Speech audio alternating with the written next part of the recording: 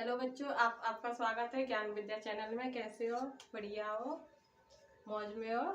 और सावन कैसे चल रहा है? एंजॉय हो रहा है सावन में कि नहीं? झूला वूला झूला जा रहा है? क्योंकि मैंने सुना है कि सावन में झूला बहुत झूला जाता है। कल मैं भी आई थी झूल के, क्योंकि ये सावन है, एंजॉय तो लेना ही है। और सब मस्त हो, बिंदास हो। चलो, कल तो मैंने आपकी पिछली वीडियो में बताया था कि आपकी नेक्स्ट जो जीवन परिचय होगा वो रामधारी सिंह दिनकर का होगा। और आज मैं आपको रामधारी सिंह दिनकर का कराऊंगी। और आपको नाम तो मेरा पता ही है, क्योंकि हर वीडियो में बताती हूँ। तो फिर भी बताऊँ? चलो मैं बता देती हूँ। मेरा नाम पूजा है और मैं आपको हिंदी पढ़ाऊंगी, क्योंकि ये लिखाई है ऊपर रामधारी सिंह दिनकर। सभी को पता है कि ये हिंदी में ही आते हैं। ठीक है, अब चलते हैं अपने सिलेबस की ओर। ठीक है, चलो आइए। तो रामधारी सिंह दिनकर है। इनका जन्म सन 26 सितंबर 1908 में हुआ था। कब हुआ था? 26 सितंबर 1908 में हुआ था। ठीक है, और ये इनका स्थान है सिमरिया घाट। तो आपको पता ही होगा, अगर नहीं पता तो मैं बता रही हूँ। जो ये सिमरिया घाट है, ये आपके कहाँ है? ये मुंगेर जिला मुंगेर कहाँ पे पड़ता है? बिहार में पड़ता है ये, है ना। मुंगेर जिला बिहार में है। और इनके पिता का नाम है बाबू रवि सिंह।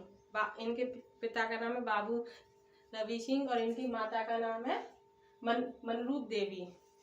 और इनके जो ये इनकी पत्नी है, इनका नाम है श्यामवती देवी। जो रामधारी सिंह दिनकर है ना, ये गद्य और पद्य में इन्होंने दोनों में इन्होंने लिखी है। कवि और लेखक ये रहे हैं। ठीक है, आपको पता ही होगा, नहीं पता है तो मैं बता दे रही हूँ।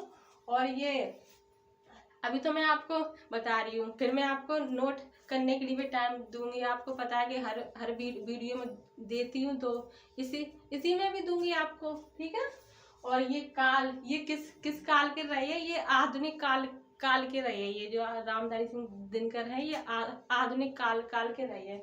1959 में 1959, ठीक है, ईस्वी में इन्हें साहित्य अकादमी से पुरस्कार इन्हें मिला था। और उसी सन में 1959 में इन्हें पद्म विभूषण भी मिला है, क्योंकि भैया इन्होंने अच्छे मतलब उसमें लिखी है, तो इसलिए इन्हें पुरस्कार भी मिले हैं, अच्छे भी रहे हैं। और ये इन्होंने मतलब लड़ाई वगैरह में भी भाग लिया है। और ये जो उच्च माध्यमिक विद्यालय में भी ये टीचर रह चुके हैं। और ये बिहार में जो विश्वविद्यालय है उसमें भी ये मतलब हिंदी के अध्यक्ष भी रह चुके हो वहाँ पे, जो बिहार में है। और ये 1952 में ये संसद भी रह चुके हैं, उसमें भी कार्य कर चुके हैं। और ये गद्य पद्य ये दोनों के रहे हैं, क्योंकि अब इतना सारा क्या लिखवाना है, जो मैन आता है तो वही लिखवाते हैं। और ये मैं समझा दे रही, जो इनका मोह खा दी है। तो और इनकी मृत्यु हुई थी ये इनकी मृत्यु है, इनकी 24 अप्रैल 1974 में इनकी मृत्यु हुई थी। और ये जो है ना, मैंने आपको बताई है 1972 में इन्हें ज्ञानपीठ पुरस्कार भी मिला है। 1959 में इन्हें साहित्य अकादमी भी मिला है और पद्म विभूषण भी मिले हैं। दोनों ये एक ही सन में मिले हैं। और 1972 में इन्हें ये ज्ञानपीठ पुरस्कार मिला है। तो अब आप नोट करोगे। इसके बाद में मैं फिर आपको अभी आप यहाँ से लेके यहाँ तक आप नोट कर लो। फिर मैं आगे का जो इनकी रचनाएं वगैरह हैं तो मैं अभी कराती हूँ, तब तक आप इसे नोट कर लो। 5 मिनट का आपको मैं टाइम देती हूँ। ठीक है, अच्छे से करना नोट। और मैंने अभी समझा दिया, अगर आपको समझ में ना आए तो आप प्लीज़ कमेंट में बताया करो कि मैम यहाँ पे समझ में नहीं आ रहा है, या यहाँ पे। ये देखो, मिस्टेक सबसे होती है, मैं भी एक इंसान हूँ, तो वो तो हर बच्चे पर भी होती है, टीचर पे भी होती है। तो आप बताया करो कि मैडम यहाँ पे ये कमी है या फिर यहाँ पे ये समझ में नहीं आ रहा है, साफ साफ नहीं दे रहा दिखाई। जब तक आप लोग नहीं बताओगे तो मुझे पता कहाँ से चलेगा कि मैं कैसा पढ़ा रही हूँ, कैसा नहीं पढ़ा रही हूँ। अगर आपको अच्छा लग रहा है तो आप प्लीज़ शेयर भी कर दिया करो, इसलिए मेरा भी मोटिवेशन बढ़े कि हाँ मैं आप लोगों को अच्छा ही पढ़ा रही हूँ, क्या नहीं मतलब अच्छा नहीं पढ़ा रही हूँ। अगर आप लोगों को अच्छा नहीं लग रहा है या कहाँ पे कमी है तो आप बताओ, मैं उस कमी को मैं सुधारूंगी और कोशिश जितनी कोशिश होगी उतना अच्छा आपको मटेरियल देने की कोशिश करूँगी, ठीक है। और मैं अच्छे गूगल वगैरह किताबों से पढ़ रही हूँ और उससे ही मतलब आपको करा रही हूँ। आप टेंशन ना लो, आपका कुछ नहीं छूटेगा, पूरा आपका सिलेबस कराऊंगी। और ये जो आपका दो बार रिवीजन भी करा दूंगी और कई सारे पेपर भी करा दूंगी। कई मतलब जो पिछले पेपर आए हैं टेंथ के वो भी आपको करा दूंगी। आप लोग हिंदी में बेफिक्र होके पढ़ें, ठीक है, अच्छे से।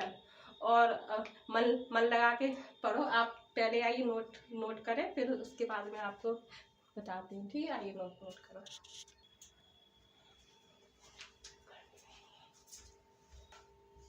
तो बच्चों हो गया आपका नोट। मेरे छोटे भाई बहनों, यहाँ तक अगर आपको समझ में आ गया तो चलिए आगे आपको कराती हूँ, क्योंकि इनकी रचनाएं भी है, ठीक है, कराती हूँ आगे।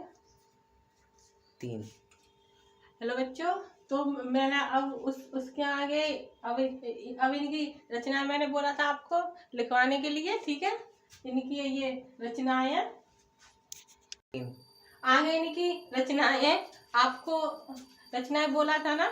चलो अब इनकी रचनाएं कराते आपको। रामधारी सिंह दिनकर की। इन्होंने दर्शन एवं संस्कृति में ये धर्म संस्कृति के 4 अध्याय इन्होंने पहला ये जो दर्शन एवं संस्कृति है ना, इन्होंने इसमें आपको लिखा है धर्म संस्कृति के 4 अध्याय, ठीक है।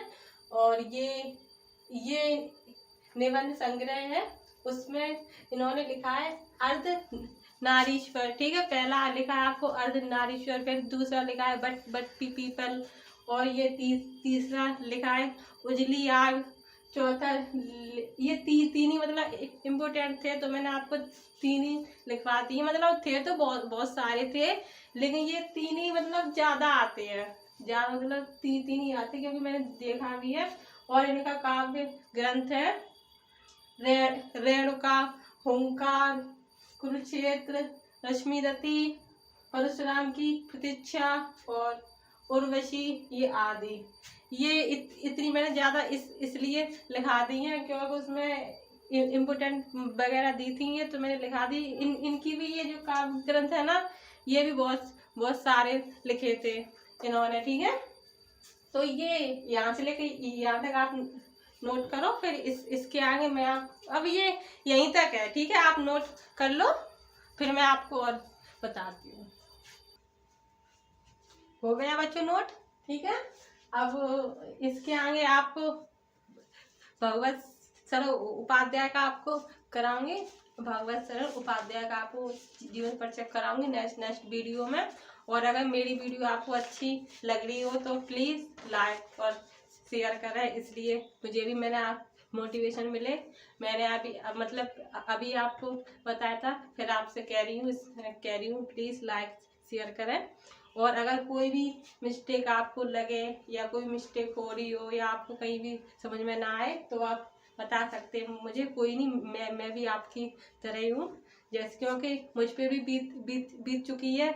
कोई भी बहुत सारे बच्चे होते हैं उन्हें समझ में नहीं आता, तो मैं आपको एक बार नहीं 4 बार बताऊंगी, आप बताएं मुझे, ठीक है, कि मैम यहाँ पे समझ में नहीं आ रहा है। या दीदी भी बोल सकते हैं, मैम भी बोल सकते हैं, जो आपका मन में हो वो आप बोल सकते हैं, ठीक है।